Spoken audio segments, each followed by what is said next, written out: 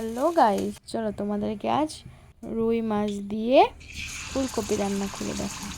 তো প্রথমেই দেখতেই পাচ্ছ আমি মাছগুলোকে নুন হলুদ মাখিয়ে নিয়েছি এবং সেগুলোকে ভেজে নিয়েছি একে একে দিয়ে তারপরে কড়াই গরম করে তাতে তেল দিয়ে কুচনো পেঁয়াজগুলো দিয়ে হালকা করে ভেজে নিয়েছি।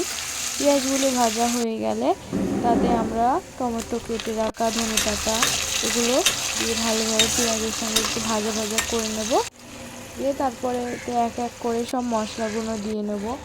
হলুদ গুঁড়ো, লবণ, জিরে গুঁড়ো, গোলমরিচ গুঁড়ো, লঙ্কা গুঁড়ো আর আদা রসুন বাটা দিয়ে ভালোভাবে আমরা নেড়ে ছেড়ে মশলাটাকে কষিয়ে নেবো, যাতে তাতে মশলার কোনো গন্ধ না থাকে কাঁচা।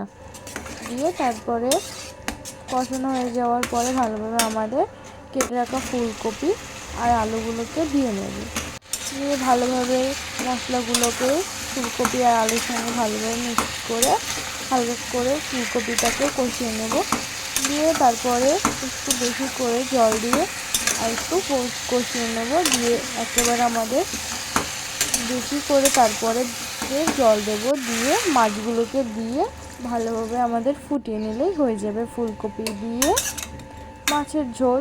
তো তোমরা যদি একবার এটা ট্রাই করো খুব ভালো লাগবে। আর যারা যারা আমার ভিডিও দেখছো, like, comment, share and subscribe করো। আর তোমাদের কী কী ভিডিও ভালো লাগে কমেন্ট করো। তোমরা যদি কমেন্ট করো আমি তাতে মোটিভেট হব আর সেসব ভিডিওগুলো তোমাদেরকে আমি বানিয়ে দেখাবো। তো চলো আজকে টাটা। আর যারা যারা আমার ভিডিও দেখছো প্লিজ সাবস্ক্রাইব করো আর লাইক করো।